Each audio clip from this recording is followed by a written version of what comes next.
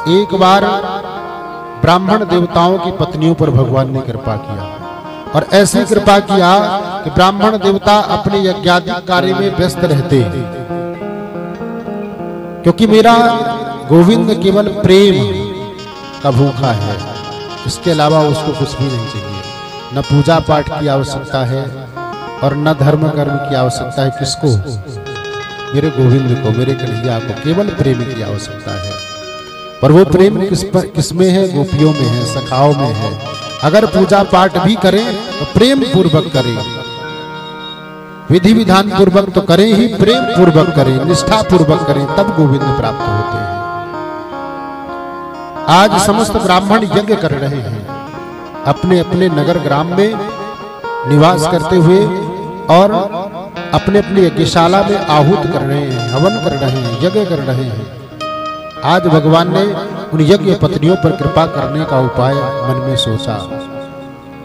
वृंदावन के उस सुंदर वन में गौचारण करने के लिए भगवान समस्त ग्वाल बालों सहित, बछड़ों सहित उस जगह पर लेकर के जाते हैं जहां पर ब्राह्मण निवास कर रहे हैं।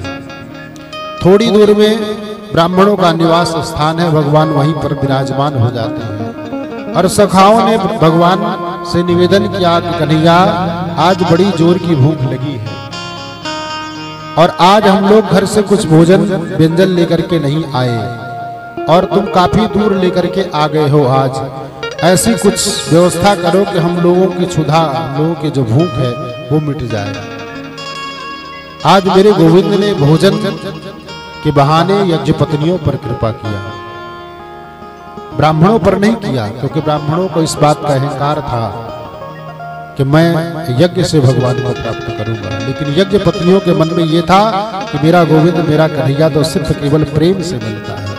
वो प्रेम उन माताओं के अंदर था, उन यज्ञ पत्नियों के अंदर था, ब्राह्मण पत्नियों के अंदर था। और ब्राह्मण देवता नियम पूर्वक अपना यज्ञादि कर्म करके भगवान को प्राप्त करना चाहते हैं, लेकिन यज्ञ पत्नियां भगवान से प्रेम करके भगवान को प्राप्त करना चाहती हैं। भगवान ने अपने ग्वाल वालों से ये बात कही कि आप लोग ऐसा करो, अगर आप लोगों को भूख लगी है तो यहां से थोड़ी दूर पर ब्राह्मण देवता निवास करते हैं और आप लोग वहां चले जाओ और मुझे बता देना, बलदाऊ भैया को बता देना कि कृष्ण बलराम दोनों आए हैं आपके इस वन में गौचारण करने के लिए और उनको जोर की भूख लगी है। आप लोग कृपा करके कुछ प्रसाद दे दीजिए और ले जाकर के कृष्ण और बलराम को हम दे देंगे और समस्त सखा प्रसाद पाएंगे। आचार्य सुखदेव भगवान राजा परीक्षित से निवेदन करते हैं कि वो समस्त नन्हे नन्हे ग्वाल बाल उन यज्ञ पत्नियों के यहाँ यानी ब्राह्मणों के यहाँ पहुंच गए। अब माताएं बहनें जो थी वो सब घर के महल के अंदर अपना कार्य कर रही थी और घर के दरवाजे के सामने ही ब्राह्मण यज्ञशाला में यज्ञादि कर्म कर रहे थे। कोई माला जाप कर रहा है, कोई हवन करवा रहा है, कोई हवन कर रहा है। तो उन ग्वाल वालों को देख करके ब्राह्मण देवताओं ने इशारे से पूछा कि कौन हो, कहां जा रहे हो, क्योंकि यज्ञ कर रहे हैं, माला जप रहे हैं तो कैसे बोले। थोड़ा सा अहंकार था ही उनको।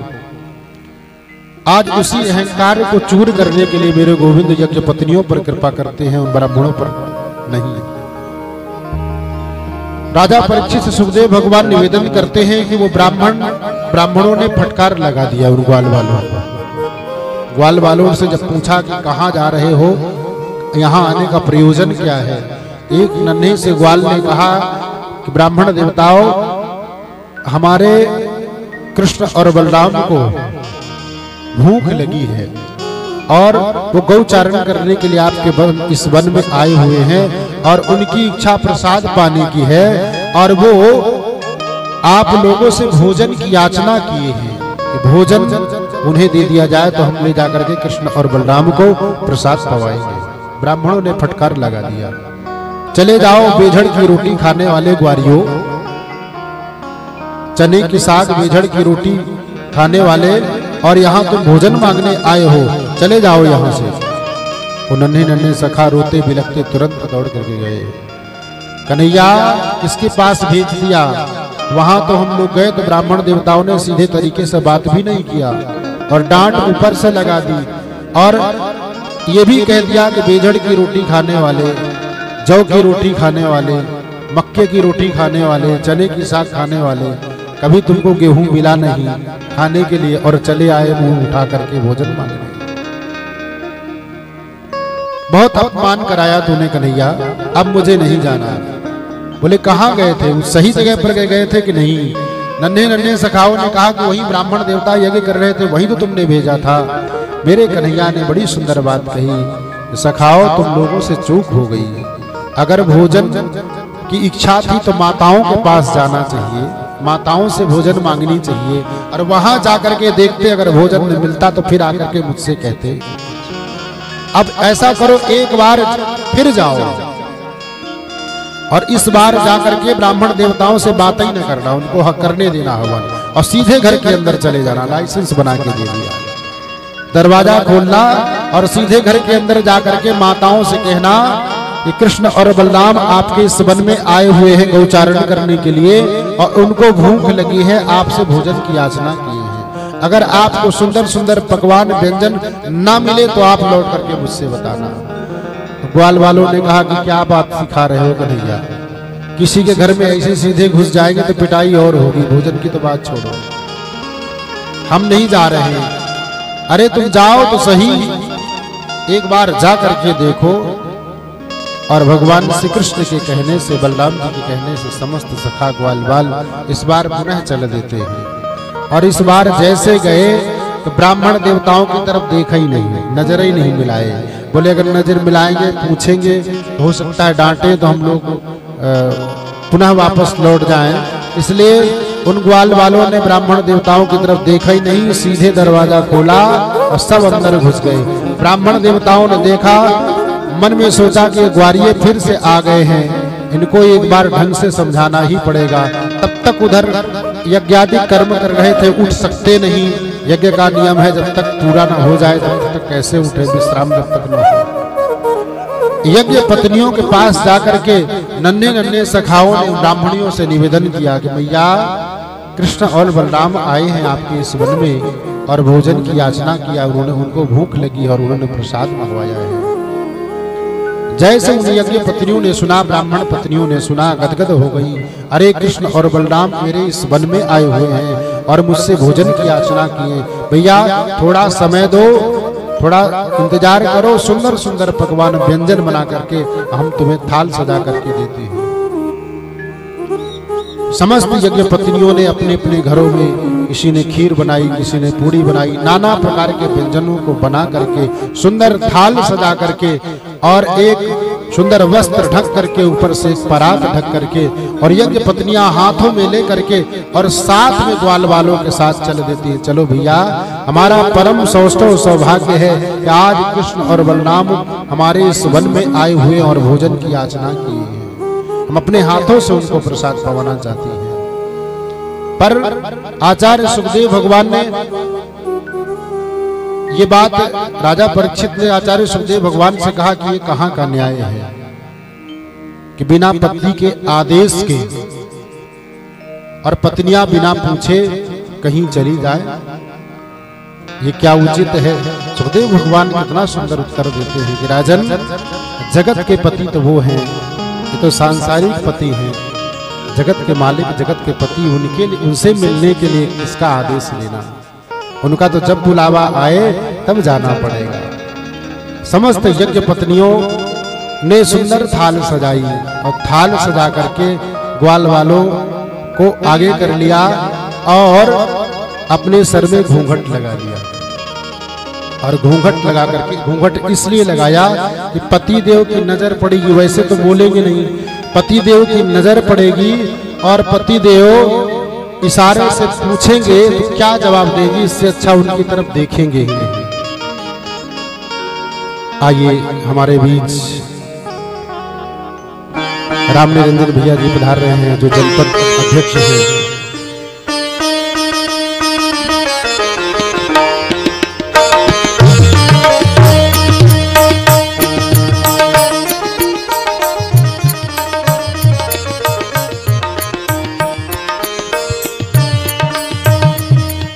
हमारे मध्य में निरंजन जायसवाल जी मजगवा से पधारे हैं, सांसद प्रतिनिधि हैं, उनके लिए जोरदार ताली बजाइए। ऐसे वक्त राजनीति में कदम रखने से पूर्व में धर्म को लेकर के चल रहे हैं। साथ में उनके रमाकांत पांडे जी मजगवा से जो पधारे हैं, उनसे भी निवेदन है वो भी शीघ्रता से मंच पर आए और महाराज श्री का आशीर्वाद प्राप्त करें। रमाकांत पांडे जी शीघ्रता से मंच पर आए।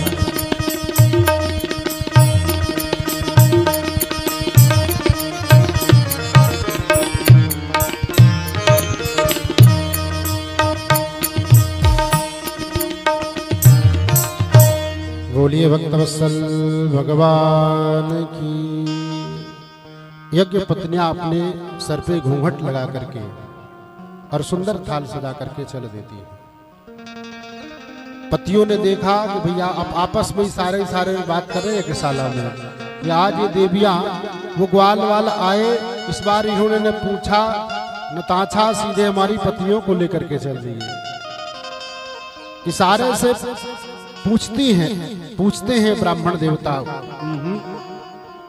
यज्ञ पत्नियां कहती हूँ मैं बताने वाली नहीं हूँ और लौट के आऊंगी इसके बाद बताऊंगी। और सुंदर थाल सजा करके उस वन में जहाँ कृष्ण और बलराम दोनों विराजमान थे, यज्ञ पत्नियां भगवान को नैवेद्य निवेदित करने के लिए थाल लेकर के पहुंच जाती हैं और कृष्ण बलराम को अपनी गोद में बिठा करके और अपने हाथों से सुंदर हुए ब्राह्मण पत्नियां गोविंद और बलराम को प्रसाद पवाती हैं। गदगद हो रही हैं। मेरा परम सौष्ठव सौभाग्य कि आज जगत नियंता पूर्ण ब्रह्म परमात्मा को अपने हाथों से प्रसाद पावाने का सौभाग्य प्राप्त हो रहा है। आचार्य सुखदेव भगवान राजा परीक्षित से कहते हैं कि ब्राह्मण स्वाहा स्वाहा बोलते पूरा जीवन बिता दिए, भगवान का दर्शन नहीं कर पाए, और ब्राह्मणियां भगवान से प्रेम करके और भगवत प्राप्ति कर ली आज अपने सुंदर हाथों से और भगवान को प्रसाद पवा रहे हैं। अब इधर मेरे गोविंद ने प्रसाद पा करके और उन माताओं से निवेदन किया कि आप लोग अपने अपने घर को पुनः वापस जाएंगे। यज्ञ पत्नियों ने कहा कि स्वामी आप जगत के पिता हो, जगत के पति हो, जगत के मालिक हो, आपको छोड़ करके हम नहीं जाएंगे। और दुनिया की कौन औरत बिना पति से पूछे और कहीं चली जाए वापस लौट करके जाए उसका सम्मान होगा। मेरे गोविंद ने कहा कि आप कहीं ऐसे वैसी जगह नहीं आई हैं, मेरे पास आई हैं। जीवात्मा अगर परमात्मा के पास जाए और वहां से पुनः लौट करके जाए तो उसका स्वागत संसार करता है। इसलिए आप जाकर के तो देखिए, वही पति आपका आदर और सत्कार करेंगे। जा पर कृपा राम की होई, ता पर कृपा करई सब कोई। समस्त यज्ञ पत्नियां जैसे आई, आज ब्राह्मणों का अहंकार चूर चूर हो गया। ब्राह्मणों के मन में ये बात विदित हुई, जानकारी हुई कि आज हमारी धर्म पत्नियां अपने हाथों से गोविंद कृष्ण और बलराम को सुंदर अपने हाथों से प्रसाद पवा करके आ रही हैं। अपने आप को ब्राह्मण पूछते हैं कि मेरा दुर्भाग्य है कि हम जीवन पर्यंत हवन करते रह गए, माला जाप करते रह गए। हमारा जो यह अहंकार हमको भगवान से नहीं मिलने दिया। आज हमारी पत्नियों का परम सौभाग्य देखो कि अपने हाथों से व्यंजन बना करके प्रसाद पवा करके आ रही हैं। आचार्य सुखदेव भगवान राजा परीक्षित से कहते हैं, समस्त ब्राह्मण अपने दरवाजे पर आरती की थाल सजा करके खड़े हैं कि धन्य है ऐसी पत्नियां जिनको मेरे गोविंद इनकी गोद में बैठ करके साक्षात प्रसाद पाए। जगत नियंता पूर्ण ब्रह्म परमात्मा जिनकी गोद में बैठ करके प्रसाद पाया, ऐसी पत्नियां धन्य है और धन्य है मेरा सौभाग्य कि ऐसे पत्नियों के का मैं पति बना। और सुंदर आरती की थाल सजा करके जैसे ब्राह्मणियां आती हैं, ब्राह्मण देवता कहते एक मर्यादा है, नहीं तो हमारी तो इच्छा करती है कि हम आपके चरण स्पर्श कर लें, लेकिन कुल में कलंक लगेगा कि पत्नी के पैर छुए, इसलिए हम आपको दूर से प्रणाम करते हैं। और धन्य है आप देवियों, आप ऐसी कृपा करो कि एक बार मुझे भी गोविंद का दर्शन करा दो। और भगवान ने बहुत सुंदर कृपा की। उन ब्राह्मणों का, संपूर्ण ब्राह्मणों का अहंकार चूर चूर हुआ और ब्राह्मणों पर भी भगवान ने कृपा की और ब्राह्मणों को भी भगवान ने सुंदर आशीर्वाद प्रदान किया। आचार्य सुखदेव भगवान जब वो ब्राह्मण पत्नियां भगवान से ये कह रही थी कि हम छोड़ के आपको नहीं जाएंगे। भगवान ने यही कहा था कि एक दिन ऐसा समय आएगा कि आप सबको हम 6 महीने तक अपने पास में रखेंगे। अब वो सुंदर समय आया जिसको महाराज कहते हैं। शरद पूर्णिमा की मध्य रात्रि में मेरे गोविंद ने यमुना के किनारे बैठ करके, कदम के वृक्ष में बैठ करके इतनी सुंदर मुरली का निनाद किया, इतनी सुंदर मुरली बजाई।